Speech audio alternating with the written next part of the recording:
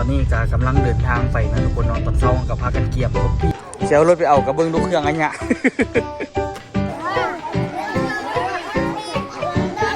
มิตามิตากันมาเสร็จ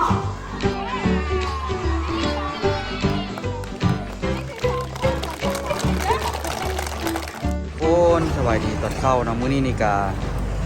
เขาเปียกเฮาทุกคนเขาเปียกเฮาที่แบบว่าเฮ็ดมาอยากว่า2 มื้อ 1 คืนนะทุกคนเนาะก็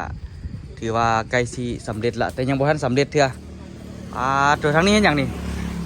ไก่สิเอาใส่หม้อเลยวะหรือยังไงหรือว่าใส่ถ้วยแล้วจับใส่เอาเนาะมันต้องใส่ถุงแล้วก็ใส่ถ้วยแล้วต้องจับใส่เนาะบ่ลงหม้อนะคะบ่ถ้าลงหม้อแล้วตักยากโอเคใส่ถุงเอา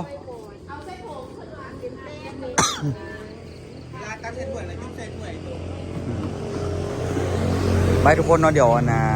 เกี่ยมกันตัวกำลังเฮ็ดน้ำเพิ่มให้เพิ่นเพราะว่าตอนนี้มันยังบ่ทันฮ้อนเนาะทุกคนไฟทานนี่มันซ่าโคตรเดี๋ยวนี้นี่คิดฮอดหัวเตาฟูเนาะหัวเตาฟูเด้ที่จริงมีได้หัวอยู่ลุมค่ะแต่ว่ามันบ่มีสายแล้ว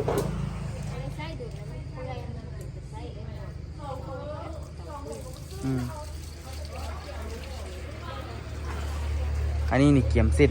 ล่างเส้นไปหลายเติบอยู่กะมาที่ไปมื้อนี้แหละทุกคนอาจจะห้านนี่ก็อาจจะได้ปิดไปเนาะไม่จันก็ที่ไปต้องไม่จันถ้าไม่จันไปก็คือที่ได้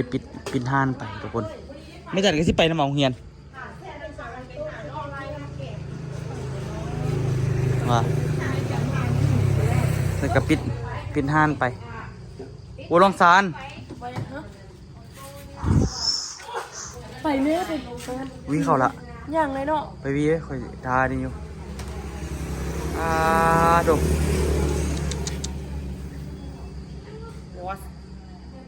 โซขี้แห่ว่ะ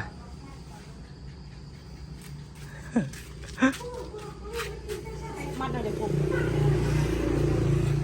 มัดจะไหนกับมัดไปวิ่งเข้าก่อน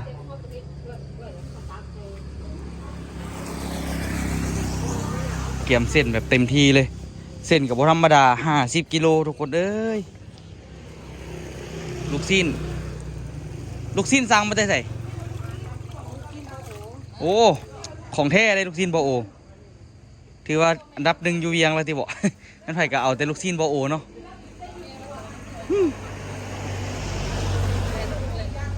ขึ้นมาอยากลวกใส่แจวกินเลยแซ่บขนาดลูกชิ้นบอโอนี่สุดๆละอันนี้เต็มเหนียวเดี๋ยวเขากินข้าวเปียกเขาสิได้กินได้ซิมน้ำกันตอนเช้านี้แล้วก็จึงสิออกไปโรงเรียนเนาะทางนี้สิได้กินตอนเช้าก่อนนั้นลูกเอาขึ้นรถพาบ่ลูกฮะเอาไปไว้ก่อนวะแบ่งเพื่อกินดีแบ่งลูกเลยอันนี้นี่แบ่งใส่เรียบร้อยอันนี้เฮ็ดกินเช้าเขาเนาะโอเคเดี๋ยวเอาซีนแบ่งก่อนตักเอาเลยเอาด้วยตักเอาเลยไหมขอบสุดละติดมือเอามาคือเนาะมันต้องช่วยๆกัน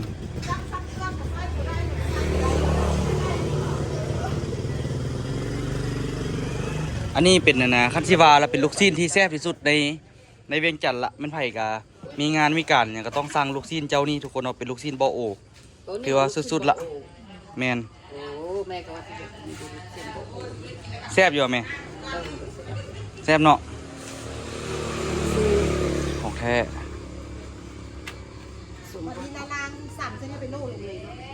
คันเฮ็ดขายนี่โอ้เรือแต่ว่าต้องได้ขายราคาสูงนิดนึงขายในบุญเนาะ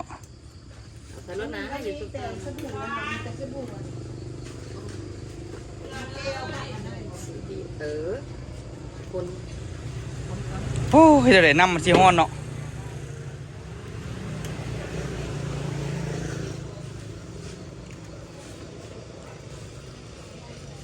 สุดยอดเลย ไก่เซ็ง ลูกชิ้นเอ็นกับหมู ทานจากเป่าละลายกันเด้อ บ่เอาลูกชิ้นเหรอพ่อจอย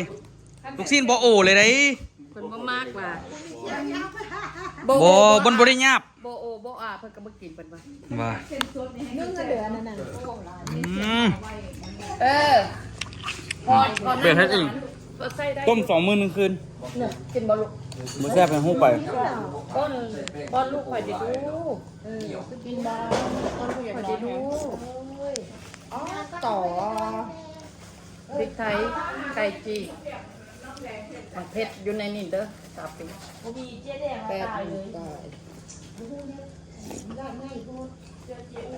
นั่นล่ะ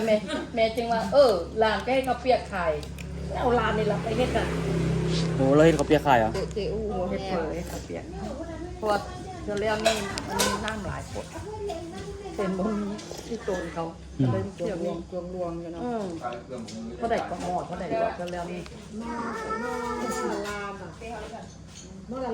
มันซื้อหอยเนาะ ซื้อแม่นหน่อยแม่ แม่นบ่ตัวมีอีกก็บอกว่า แย่เนาะ กองจุนพูน สวัสดีพูนเอาตูนไม่จันเนี่ยไปวันนี้จะไปแบ่งใส่รถตู้นะกำลังเดินทางไปนะทุกคนนอนตอนเช้ากับพากันเกี่ยมเขาเปียกเกี่ยมเครื่องของมูลคนอยู่หลังรถนี่เต็มเลยอุ้คำจับให้ในดู ใส่ตะย้อย อุ้คำนี่บุ้งหน้าที่อุ้คำนี่น่ะ น้องอูใช้เบิ่งบรรยากาศบ้านภูปามันเด้อทุก เบิ้ง คน เครื่องคอยเนี่ยคอยข้านเบิ้งแล้วบรรยากาศนะ เด้พูดนะเต็มหลังรถเลย คือตอนมาเตเวียงเลย คือบ่ สภาพมาเตเวียงกับประมาณนี้แต่ค่อยระแวงย่างยันเครื่องสิตกนำเดี๋ยวนี้ ทั้งหลัง ค่อยขี่แล้วค่อยพยายามเบิ้งหลังตลอด อันนี้ก็สิเป็นทีมงานของพวกเราแล้วทางหน้าทุกคนเนาะกะช่วงนี้เป็นช่วงฤดูเกี่ยวข้าวได้ทุกคน พอดีรถต้นตาลมาแล้วพอดีเลย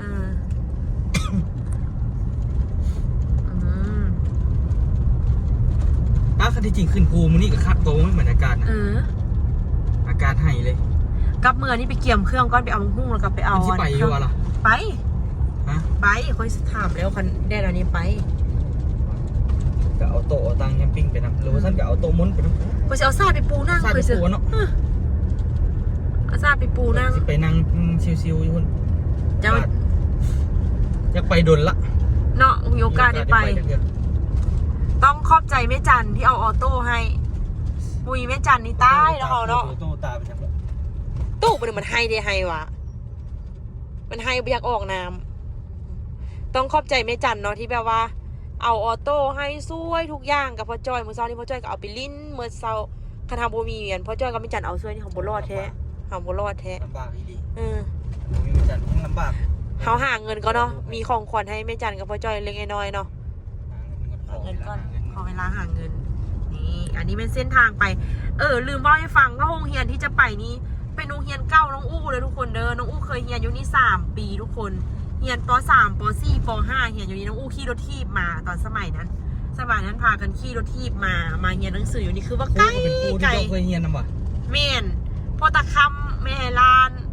แล้วก็มีพ่อผู้หนึ่งเหลือนั่นกับโบแมนละเหลือนั่นกับเกษียณหมดละบางคนกระเทืองย้ายไปมองอื่นตอนน้องอู้เฮียนั้นจะมีแต่อาคารเดียวป.1 กับป.5แนวละห้องฮะ เดี๋ยวนี้เลย เดี๋ยวนี้มีมีเขาเดี๋ยวนี้มีจากอาคาร2 อาคาร แต่ก่อนพวกค่อยเฮียนนะตอนสวยพวกค่อยขึ้นไปหานอกบักแกงเลย แกงยุ่งเฮียนนี่นะ ค่อยไปพวกค่อยพากันไปหาแล้วในครูเป็นผู้แกงก็กินคักบ่ เซตบาทดิคูณลุกละ สปี สปีลุกละ ต้นตาลมือไหมนี่โซเฟอร์ไหม เห็นโบก็ได้มันขึ้นซ้ำนี่มันยังเคลิกละค่อยขึ้นค่อยบอกกันซันอยากให้อยู่ตัน นี่มาแล้วเด้อนี่อันนี้เป็นโรงเรียนเก่าน้องอู้แต่กี้น้องอู้ขึ้นไปหานอกเนี่ยทุกคนขึ้นไปหานอกมาแล้วก็มาแกงถามมันจะขึ้นได้ปะวะ ได้แล้วเนาะได้แล้วก็เสียวๆนิดนึงคนอยู่ข้างหลัง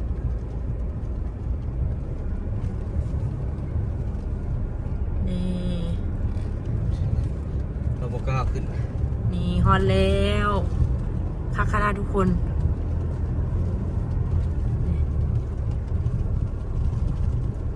เด็กๆน้อยๆอย่างตื่นเต้นขนาดเดียวกันท่ายระวังนี่เด้อเจ้าเด้อด้วยนักเรียนอุ่นนะนี่ตอนค่อยเรียนป .3 เป็นห้องนี้ป .4 ห้องนี้ป .5 ห้องนี้นี่อันนี้ในครูที่ค่อยเคยเรียนนำจะไทยครูเดี๋ยวเราก็ลืมซื้อแต่ก้อนมีบ่อนเลี้ยงปลาดุกเลยได้บ่อนที่สวนเลยได้ทางหลังนี่แหละ ถึงละเดี๋ยวไปเบิ่งน้ำกันบรรยากาศมื้อนี้เก็บบรรยากาศให้ทุกคนมาเบิ่งน้ำกันเนาะ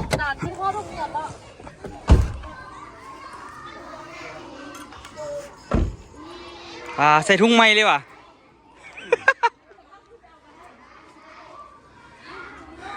มาทางนั้นนี่เดี๋ยวของโอ้มีหน้าโต๊ะบ่นี่ครู มีโต๊ะเอามาวางเครื่อง เอาโต๊ะนักเรียนบ่หรือโต๊ะมุนบ่โต๊ะนักเรียนเอาเนาะ เอาเครื่องลงแล้วก็ไปเอาเลยจะให้ดีโดเลย เอาอย่าง ลืมถังดีโด เออ โอ้ดีโดก็ลืมตัวเสื้อ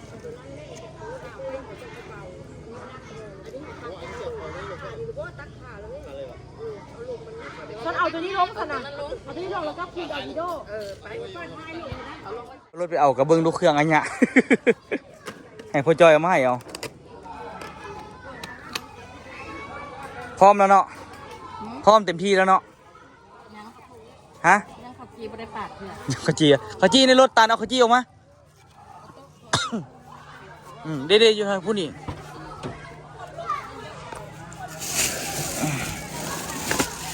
มาเอามารถถุงหนึ่งกันก็ได้เอาโต๊ะไว้ใส่เอาโต๊ะไว้นี่อ่ะเป็นตู้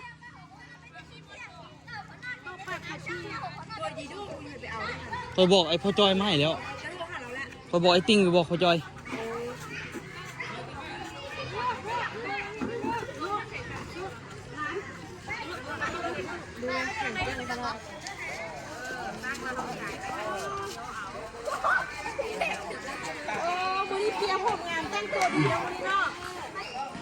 พูดอะไรกับผู้งามก็ วันนี้มีแต่คนแต่งตัวงามๆได้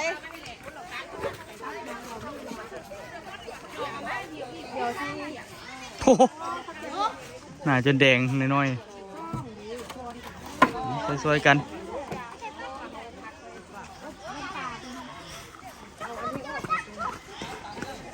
ฮะเดี๋ยวถ่าเอาโต๊ะมาก่อนนี่อย่าได้ถุงเอาออกก็ได้ว่าเป็นหยังเอาออกก็ได้เดี๋ยวคุณมาโอ้เอาไปก็ได้เอาไปใส่หยัง แบบจี้แบบนั้นแม่นโอ้ยถูกต้องจีมันหลายคนหลายคนสุดจะดีเนาะเอามือที่ตักสองจอกก้อนกัน เต็มไอ้เนี่ยวุ่นเป็นตาแซ่บเนาะคักอะไรคือว่าใครก็ถ่วงนั่นอยู่ เอาพูดมันจะตั้งยองนี่ก็ได้บอกตั้งเลย เอาไว้ลุ่มแม่ตันมันชิบุตกว่ะ บดไปยังมือถุงอยู่ ฉันมาไว้ตั้งหลังนี่ที่จับวางนี่ก็ได้ บ่ได้ว่าเป็นหยังมันบ่ล่มดอกบ่แม่นมันมีถงอยู่ ว่ามันบล้มเราไง ดึงไปลูก โอ้เย็นดีเนาะ มันมีลมแล้ว ใส่ถุงยาง มัดตีละหน่อยไว้ บ่เอาโต๊ะมากลางแล้วเอาเสือมาเย็นคืออยู่แล้วนี่ แค่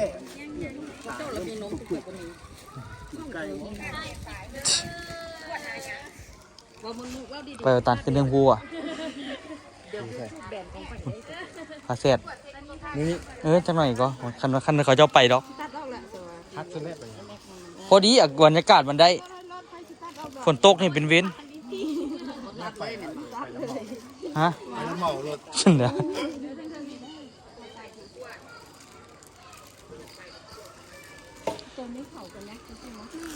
ใครในเนาะมือวันมันตกแห้งมือนี้มันให้ดีอากาศดีบ่หยอกเพราะเนาะบ่เว้าเนาะฮะบ่ฮู้เพื่อเบิ่งตัวจริงแหละถ้าเพิ่นเฮ็ดอันนี้แล้วมึงก็นี่แหละว่านอนละนอนก็ลดเนาะอย่าพาไปปลุกเพิ่นเนาะ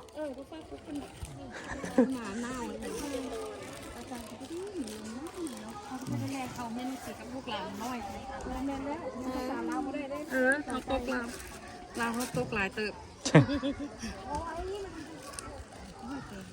แล้ว12เด็กน้อยข้อนดองจำปาได้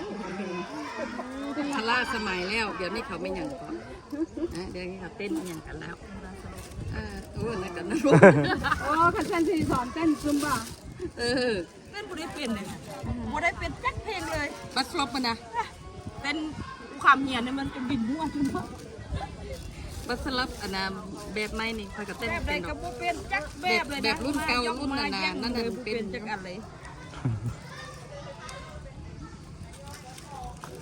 ยุลุมมันนั่นแต่แซ่บ ทีมงานเขาจี เต้นแก้วแพ้น ถูกอิ่มหนำใจขนาดเลยมื้อนี้แต่ละคนเนาะท้องบ่ปุ้งบ่ได้กับเพื่อนมื้อนี้ แกตัวไปยืนซุนเฮียนมันนุ่งบอก ฮะ ไปยืนมาฮับเอาเครื่อง ว่าสิลงทุนมานั้น เรียกไว้เดียวในอิ่มใน ขาเดียวสิเข้าบ่เฮ็ดบาปเครื่องลูกหลานหลาย อะไรนี่จะไม่ให้ได้แจกก็ได้ แม่ค้าเฮ็ดเองได้นี่เอ้า จัดก็อยากมา คนละไม้คนละมือ เราอยากมาก็ค่าออโต้ เราที่หน้าบุกหน่อยเราบ่ได้ไป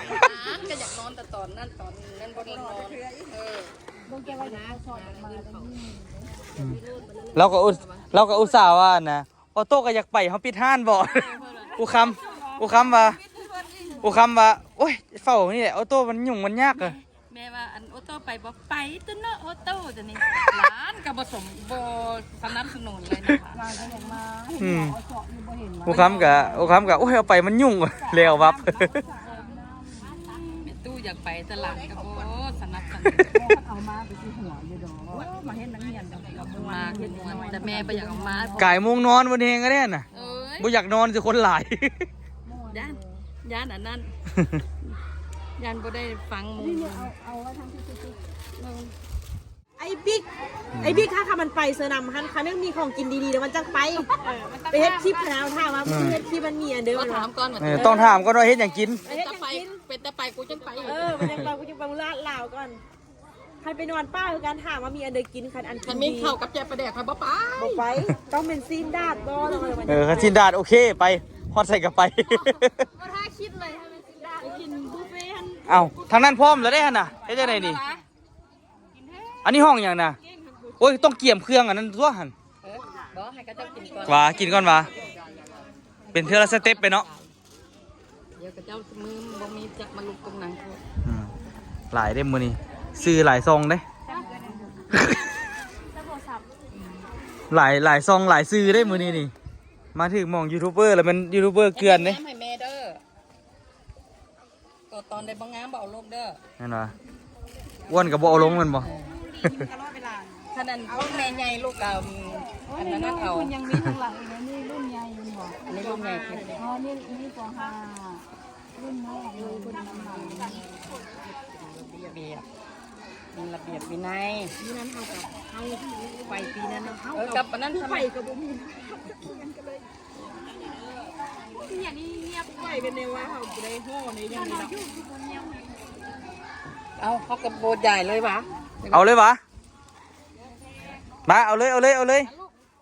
อาต้องแต่พุ่นบ่หรือจังได๋แต่พุ่นน่ะซะเรามาจับเอาบ่วงเอาเด้อไหลย่างมาจับเอาบ่วงเด้อ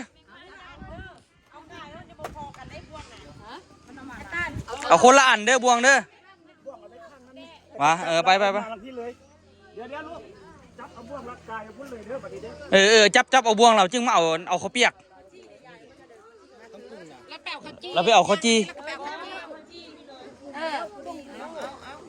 แล้วแปลขจีลูกเอาบ่วงซักไว้เลยก็ได้เนาะ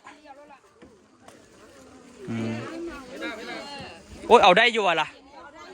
จะไปสะดุดคว่ำได้ล่ะได้สอดเด็ดได้อุ้ยเอาบ่ได้บ่คือว่ามือเขาเต็มล่ะกูบอกเขาเจ้าคันเจ้าอันนั้นพอคันเจ้ามากินอันไปเอาข้าวเปียกไปไว้ในห้องก่อนแล้วจึงมาเอาไปโกต้าพูละอันเด้อหมอบ่ได้เด้อไปเอาข้าวเปียกเราเอาไปไว้หน้าโต๊ะก่อนเด้อเราออกมาเอาอีก ก็ไปลูกสิ้นเสีย ไปได้เขาเปียกแล้วเอาไปไว้หน้าโต๊ะก่อนไปเอาไปไว้หน้าโต๊ะแล้วออกมาเอาอีกเด้อเห็นไหมสุดกับนักเรียนเลยดิ ผู้คนอยู่ใส่มารยาทดีเลยครับ นกเลยนกเลยเด้อ ดูกันสิบายมา โอ้2 อัน มาก็เลยซื้อที่ ก็สิบายอยู่ขนาดนั้นเอาเขาเปียกเราเอาไปไว้หน้าโต๊ะก่อนไผได้ล่ะมาเอาเขาจี้ น้ำเอาให้เขาเด้อน้ำมันน่ะ ไปมาเอาเลยเขาเปียก น้ำเดิมยายน้ำเดิมเด้อยายน้ำเดิมเขาแดงมันแดงเนี่ยมันใจตอน เอาเขาจี้เอาวุ่นเราไปเอาน้ำดื่มเด้อ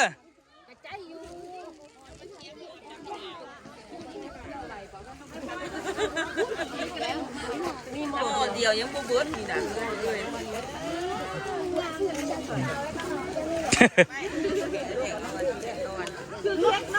เออ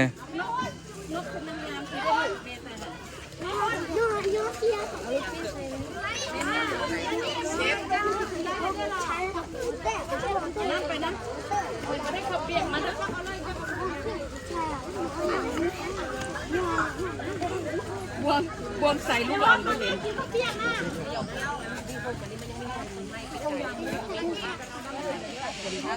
น้ำจะได้ลูกเด้อ คนหลายคะแนนก็หลายคะแนนวันนี้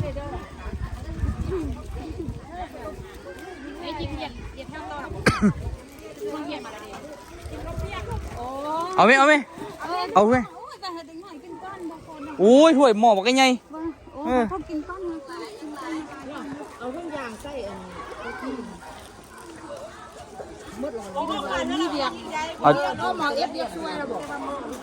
เขาเปรี้ยวแล้วมันบอก เอาตบเพิ่งมาเติมเสือ เอามีดโตสีนะ นี่มันแท้ เอา ลูก นี่ ไป ไม่หมดเอาตัวนี้มีดแต่นั่นแหละเดี๋ยวว่าปอกตอนเรายุ่ง เอาไม่โตอย่างนี้มันไม่โต ต่อ นั่นวะโตกี่เลย มันสิมาเอาซีนนะ เออ กัดนี่เจ็บนักเลยนี่ อย่าเด้อ เลือกเลขอันนี้คือเก้าอี้ เอารอดลูกเลย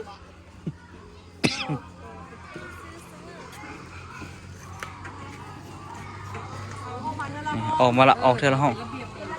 ป.5 แล้วป.4ได้ป่ะนี่เด็กน้อยแล้วได้ละ เอาไว้บลาลูก ปล่อยออกมาเท่าละห้องใด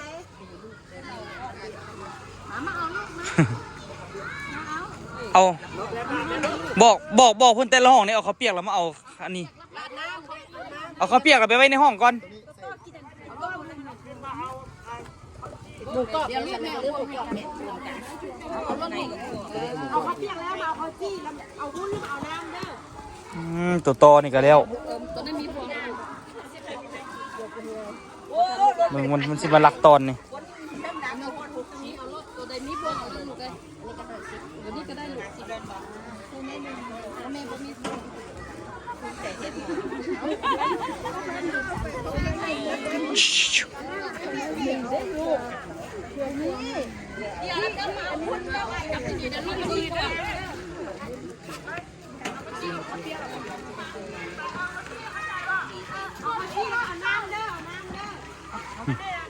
อันนี้ได้ข้าวเปียกแล้วบ่ลูกไม่ใช่ห้อง พี่เด้อคนจี้พี่เด้อ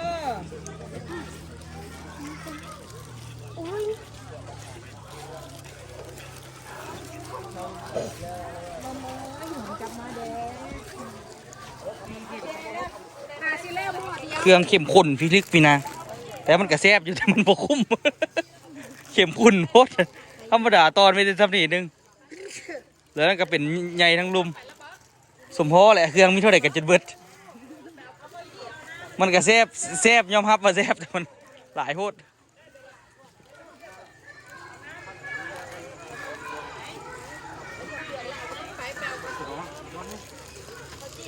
โอ้คักกะลีว้าโถผู้สาวหนาบึ้ง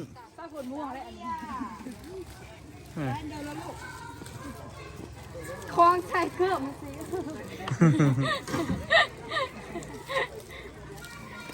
ผงมั้ยค่าขายเขาเปียกคอคันคอนนี่ผง ไม่ค่าเมื่อยแล้ววะ ของลูกเอามาเท่าไหร่อ่ะเปลี่ยนหม้อโถเท่าชิคเก้น เอาวุ้น มาพี่ลูกมาพี่ เอาข้าวเปียกไปแล้วมาเอาวุ้น อันนี้มันสิเย็นกินง่ายกว่าลูกครับที่ดี เก้นเก้นบูฮูดซิปเก้น ไปในห้องไปในห้อง เก้นเอ้ยลืมฮูดซิปนะซิปแตกเหรอ มันทำเอาวุ้นเด้อ เด้อใหญ่สูงจับดีๆนะลูกจับดีๆนะลูกเด้อฉันบ่พอแล้วมาเอาจับมันดีเด้พูดนี่ แดงกันเนี่ยหยอกเขาเปียงหมุดก้อน อ้าวตอนนี้มีต่อนะทำลูกเลย ต้นหมูอ่ะใช้ลงหัวว่า ทำไมลูกนะอุ้ยลูกข่อยมันสิควบตอนนี้บ่มีพวง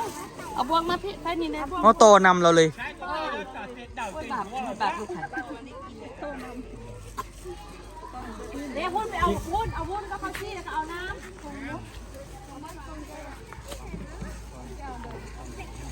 เบิ่งถ่ายรูปเก็บบรรยากาศให้ กินให้มันอิ่มเด้อ ไปถ่ายเราคุณ อิ่มบ่นี่พ่อบ่นี่ลูกบ่เข้าใจ ไ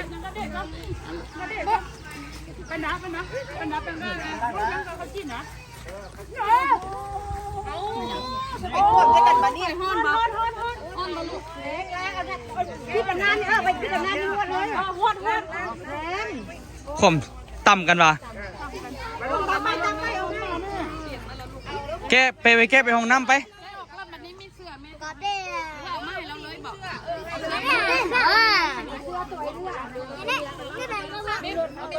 อยู่ใส่เมตตาเมตตากลับมาคักบ่เมตตาคักบ่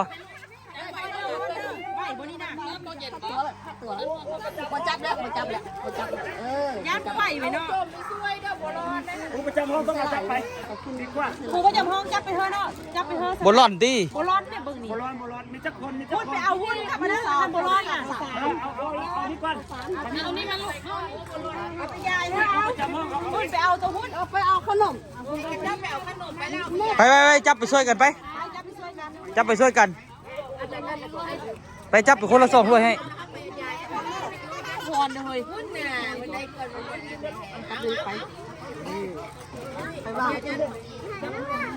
ไปเดี๋ยวคนจับไปให้ช่วยเสร็จ แน่นอนหมอได้ยาวดิจ้า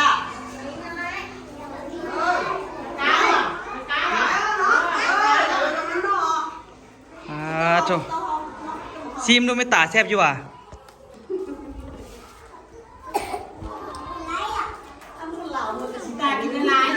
ฮะ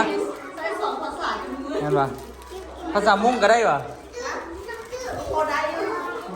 มีลึกเนาะเขาเปียกกันไหมไม่ตา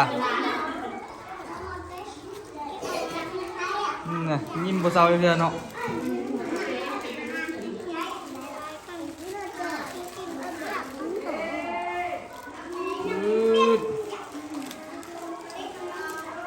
ข้างบ่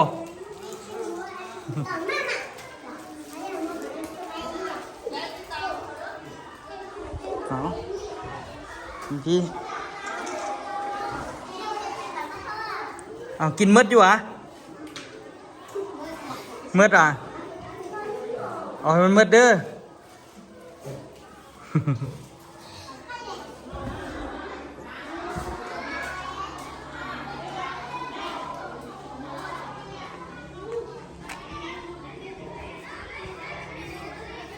ครบเสร็จ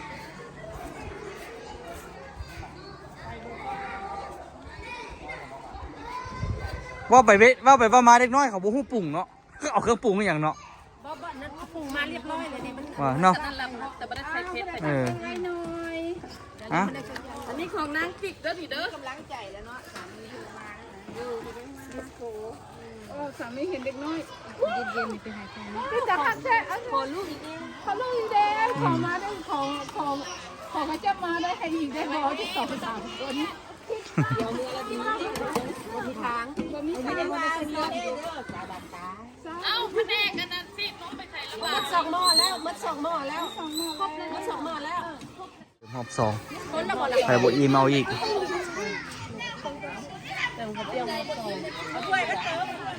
ไหนอันนั้นของเอ้ย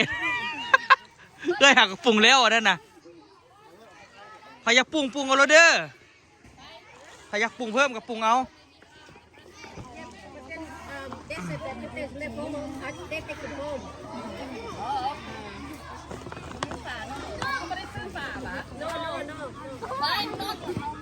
ไฟกระพริบ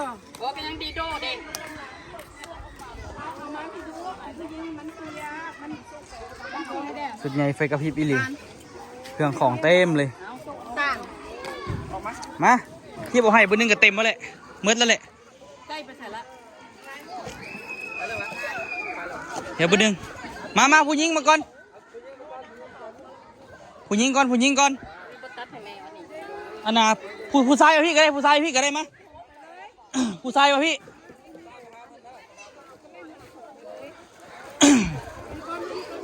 ผู้ชายมาหาเพื่อนพี่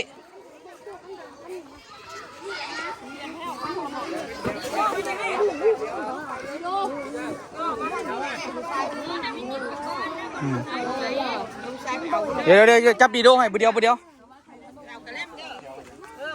มือเอาดีโดบนหนึ่งเอาไอ้ตาลมาเลยนะ ตาลมาแจกดีโดตาล แจกดีโด้ก็เด็กไงจกเอาก็ได้เอาเรื่องเอาอันนี้เอาไปเอาน้ำเราเด้อไป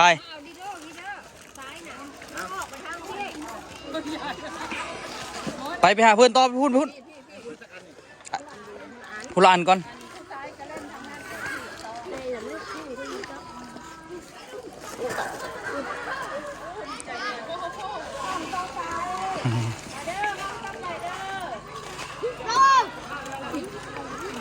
ถูกไล่เต็มมือเลย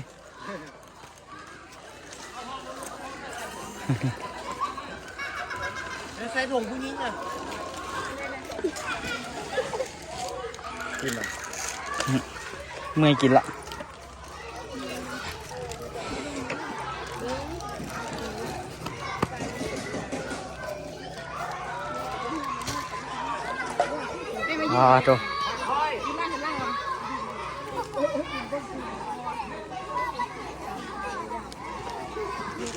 โต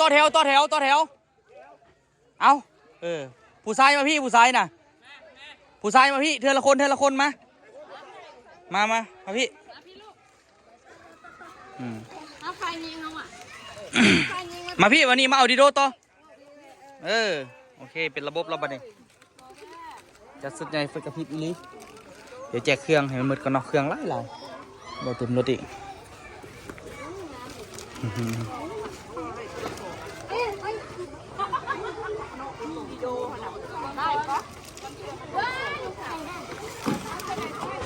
ผมไปยังดอกเรือเลยจึงไปรอแจกน้ำหลังอีกคะแนนให้ได้ครบหมดทุกคนก่อน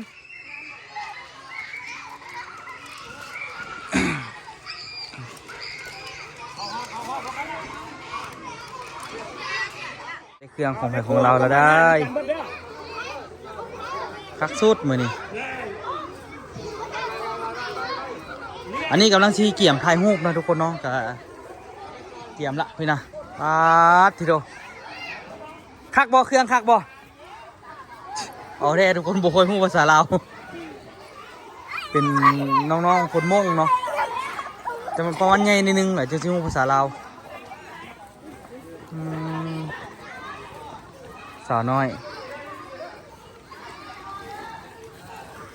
คุณน่ะยังกัดข้าวจีอยู่กับมี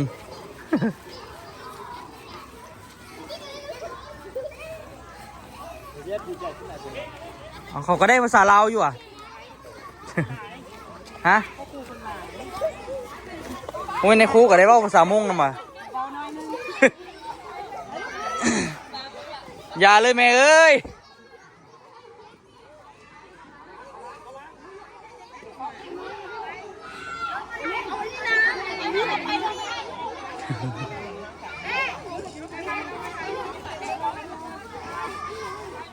เอาจัดระเบียบจัดระเบียบ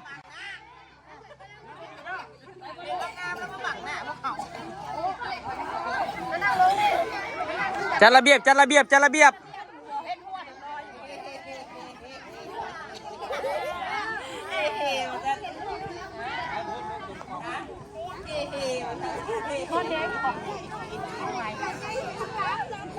หนึ่ง เอาทุกคนเบิ่งกล้องเด้อ สองสามยับมาพี่เข้ามาในผู้เห็นนี่มายับยับมาพี่ ได้อยู่ หนึ่งสองสามหนึ่งสองสาม เย่ได้เย่เย่เย่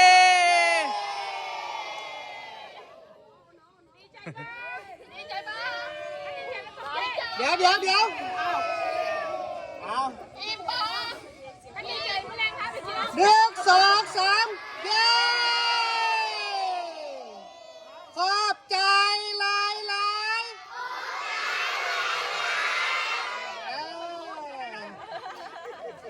บอกเขาเลยปีหน้ามาไม่เด้อเอาไม่เข้าใจไหม1 2 3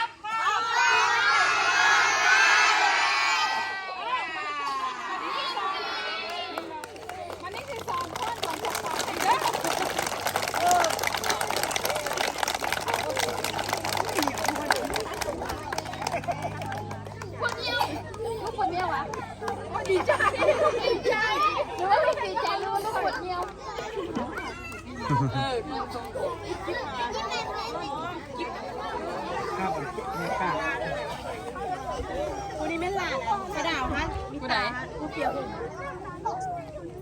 นี่หรอ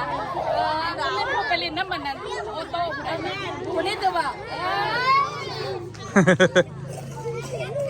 เอานะทุกคนทั้งวันนี้ก็เป็นบรรยากาศที่เฮามาแจกเครื่องแจกของตอนนี้ก็คือเสร็จสมบูรณ์เรียบร้อยแล้วเนาะจบแล้วทุกคนเอาไว้เจอกันคลิปหน้าเด้อบาย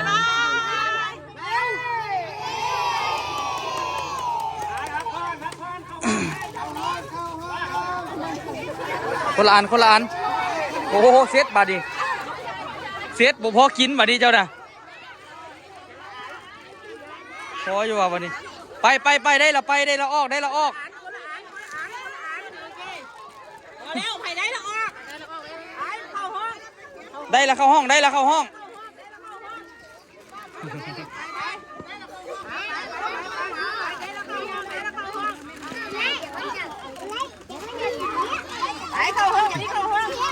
แจกตอนท้ายบรรยากาศตอนท้ายนี่ไปถุงอยู่เดี๋ยวแจกน้ำข้าวเจ้ากันทุกคน